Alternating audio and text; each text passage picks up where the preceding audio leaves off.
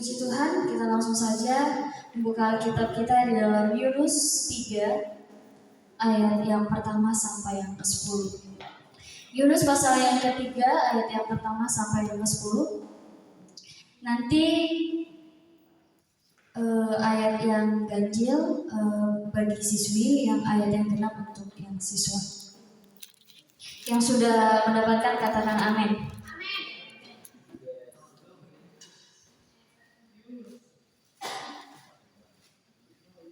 Yunus pasal yang ketiga ayat yang pertama sampai yang ke-10. 1, 2, 3. Pertobatan Niniwe. Datanglah firman Tuhan kepada Yunus untuk kedua kalinya demikian.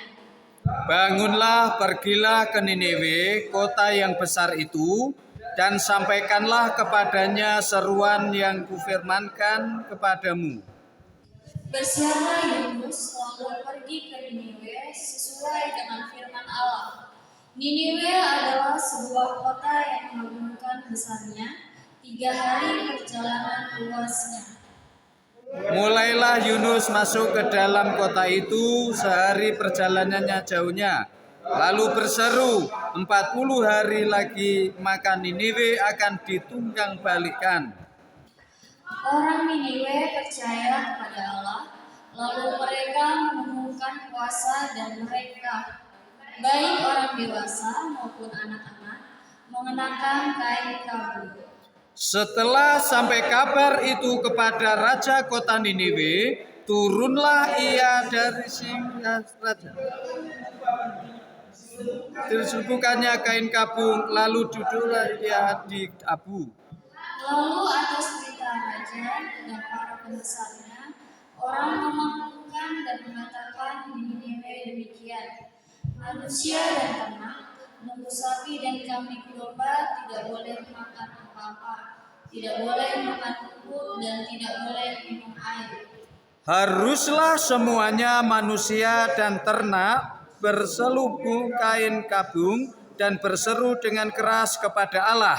Serta haruslah masing-masing berbalik dari tingkah lakunya yang jahat dan dari kekerasan yang dilakukannya. Siapa tahu mungkin Allah akan berbalik dan bisa serta berpaling dari mukanya yang menyala itu sehingga kita tidak binasa. Ketika Allah melihat perbuatan mereka itu, yakni bagaimana mereka berbalik dari tingkah lakunya yang jahat, maka menyesallah Allah karena malapetaka yang telah dirancangkannya terhadap mereka, dan ia pun tidak jadi melakukannya. Amin. Saat siang hari ini saya memberikan tema khotbah saya, yaitu setengah hati.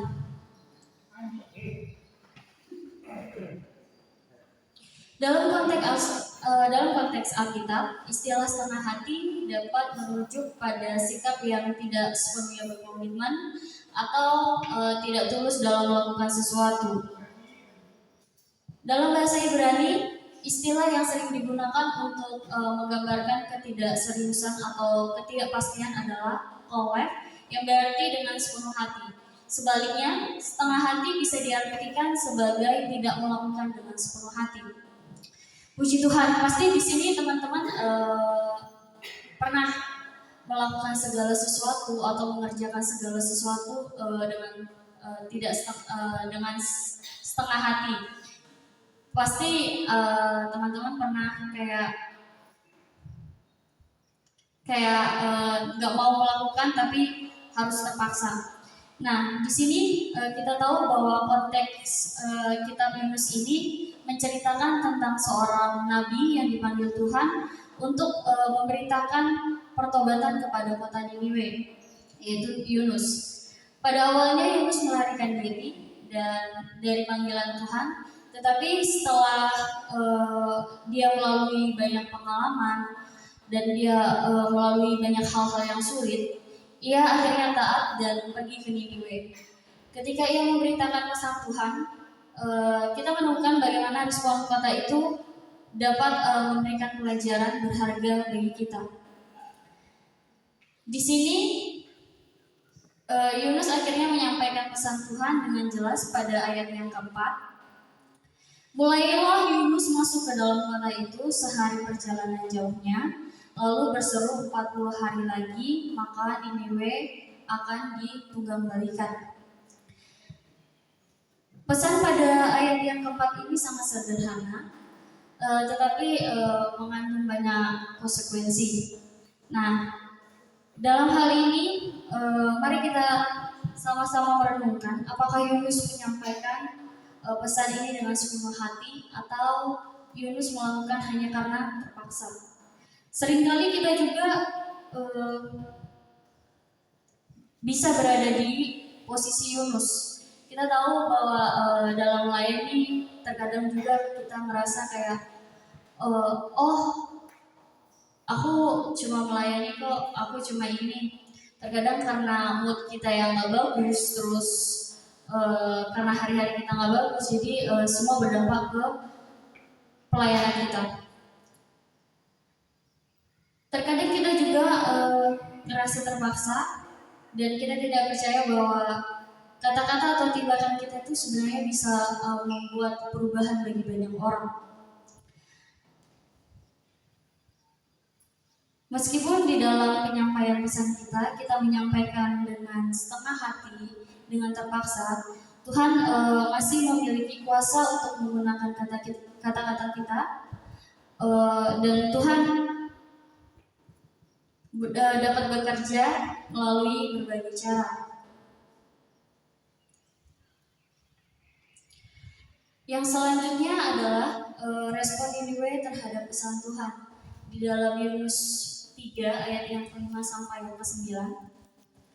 Nah, di sini ada hal yang menarik dalam ayat ini, yaitu bagaimana reaksi penduduk Niniwe ketika mereka percaya kepada Tuhan. Mereka berpuasa dan mereka mengenakan kain kabung sebagai tanda pertobatan. Sikap mereka berbeda banget dengan Yunus.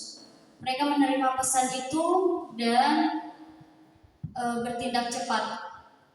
Ini contoh bagaimana seharusnya kita merespon ketika kita dihadapkan dengan berbagai hal. Ketika kita setengah hati, kita sering melewatkan kesempatan untuk melihat kuasa Tuhan bekerja. Terkadang kita masih tidak percaya bahwa pertobatan dan perubahan itu dapat terjadi dalam hidup kita atau dalam hidup orang lain. Tetapi di sini Niniwe menunjukkan bahwa ketika kita bertobat dengan tulus, Tuhan pasti siap untuk memulihkan. Di ayat yang selanjutnya yaitu Yunus 3 ayat yang ke-10. Tuhan yang penuh kasih dan pengharapan. Setelah melihat pertobatan Niniwe, Tuhan menyesal atas bencana yang telah direncanakannya. Ini menunjukkan betapa besar kasih Tuhan dan keinginannya agar semua orang datang kepada pertobatan.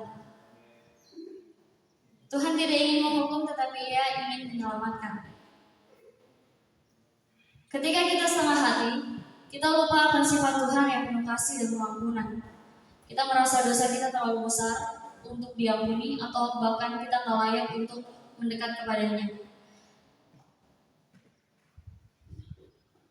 Namun Tuhan selalu siap untuk menerima kita asal kita mau datang kepadanya dengan hati yang tulus. Kita diajak untuk tidak hidup dengan setengah hati dalam iman kita. Mari kita belajar dari Niniwe dan berkomitmen untuk mendengarkan suara Tuhan dengan sepenuh hati dalam setiap tindakan, baik itu dalam memberi kesaksian, melayani, atau bertobat. Kita perlu melakukannya dengan sepenuh hati. Tanyakan sama diri kita masing-masing, apakah kita benar-benar percaya akan kuasa Tuhan untuk mengubah hidup kita dengan orang lain. Jika kita ingin melihat perubahan, kita harus menyerahkan hidup kita sepenuhnya kepada Tuhan. Puji Tuhan. Khotbah saya tidak saya perpanjang.